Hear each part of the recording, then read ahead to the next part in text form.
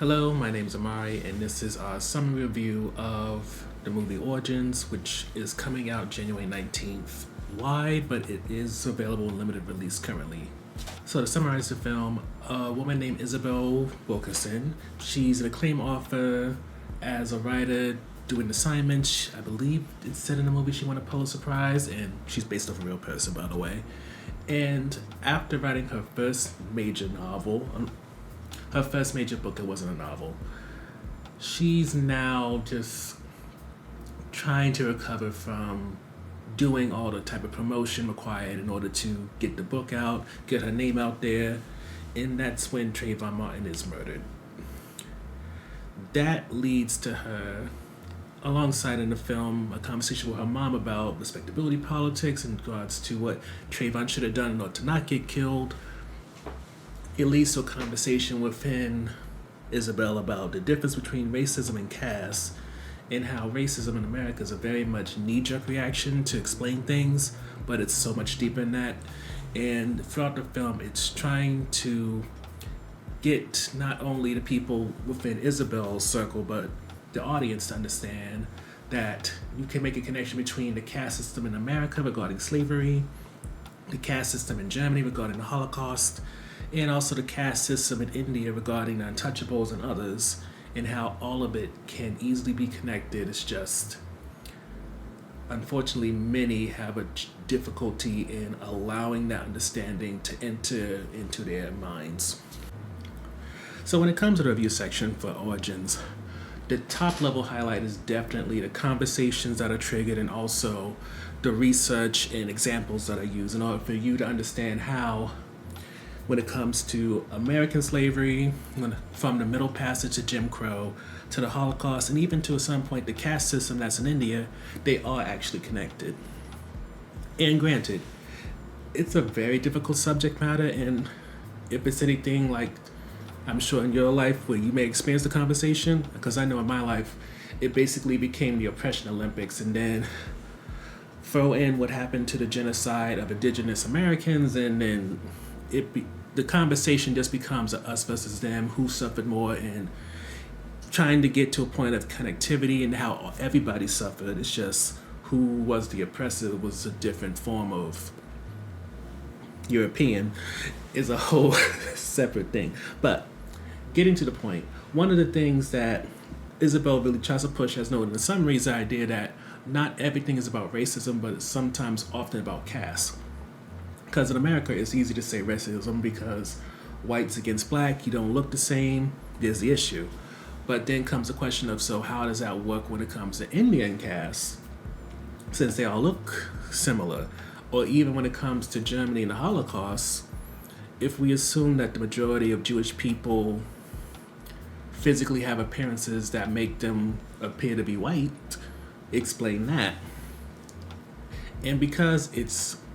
the focus is on universality, the focus is on how one led to another. Like, I'm sure many people who have done a little bit of research know that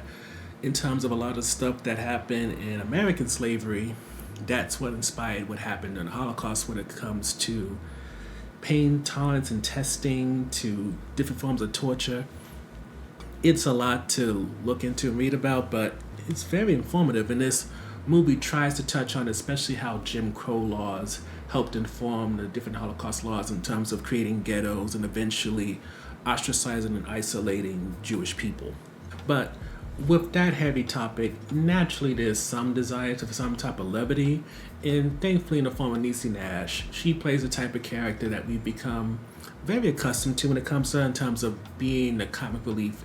in what can be considered an otherwise serious production. And this isn't to say that that is all she can do, but that is really her bread and butter. For whether you want to talk about Claus or her different, believe either Emmy or Golden Globe winning performances, Niecy Nash is able to tap into the darkness of a character, even their struggles, but at the same time, there's this core of laughing to keep from crying that's in all the characters that she plays, that she brings out, and it makes it so that I can't say there's been one time where she hasn't been an asset in Origins. She is definitely an asset, not only in terms of the levity, but also she reminds people like Isabel that it's great that you have these big, fantastic ideas, but unless you decide to make it so the common person can understand it, all you're doing is speaking within your circle. You're keeping inside your bubble. You have to expand it and break it down so it's not this overly complicated academic thing that clearly, because of how difficult it is for you to get the book financed, because of how hard you have to push the book, is not something that the average person is really looking to read. Never mind could get curious about, because they have so many other things going on that reading something that could be tough and overly academic and overly just not an easy read, but makes them feel like they're going back to school again, is not what you need to do if you really want to get your message out there. With all that said, this movie, I feel like did not need to be 2 hours, and 2, I feel like this is the type of film that also did not need to be a drama, or I guess you call it a drama. Instead, it probably would have been better as a documentary, instead of being based off the book that Origins is based on, which is Cast, The Origins of Discontent. It more so should have been like a documentary, perhaps in the style that we used to see on the History Channel, and then when it used Elizabeth Davis, Allison Davis, and others, they could have been examples to kind of further what the book's thoughts were, or rather, I believe they call it pillars in the book, rather than this drama about Isabel who wrote the book. But honestly, as much as we like Niecy Nash, who plays Isabel's cousin, I couldn't give a damn about Isabel's relationship with her husband, who appears to be one of the triggers for the difference between caste and racism, because while Isabel's mom and cousin likes her partner, who was a white man, everybody else kind of distanced themselves from him, even at family reunions.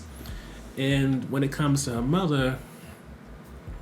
may be part of the whole trigger for this book by her talking about respectability politics with Trayvon Martin, but at the same time, you have Isabel going back and forth about her guilt regarding putting her mom in a home and all this other stuff, which is like, I would say similar to the Book of Clarence. You get a really good idea and a lot of thoughts that could be triggered by that idea. But unfortunately, in order for the film to get made, they realize you can't just present these ideas and let them go out there. You gotta get these actors with enough of a name to get a budget. You gotta give them stories so that these actors feel like they're really doing something. And unfortunately, like the Book of Clarence, it can feel like the good idea gets swallowed by a lot of unnecessary fat. And I don't want to imply that any of the performances are bad, it's just they feel so unnecessary. And honestly, it would have been fine if they just had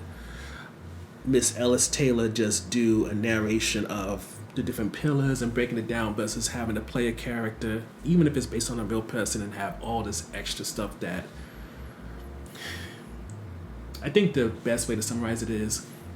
when the focus is on Isabel as a character, this movie is dry, boring, and I swear to you the early parts of it will make you want to take a nap.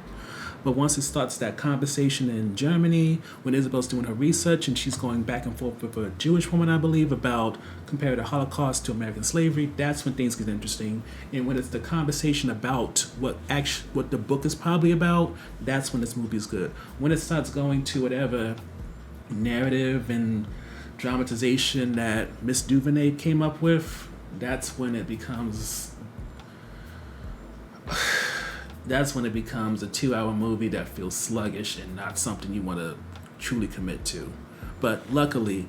it goes back and forth between stuff about the pillars, about the relation between caste racism and how caste is universal,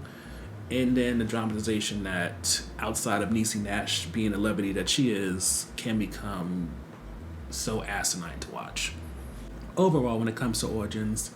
unfortunately, it's like a lot of based on films where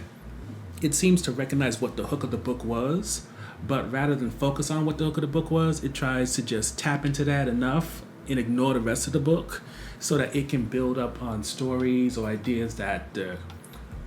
writer, director, etc. had that honestly do not compare and makes you kind of wish they would have stuck to the source material much closer.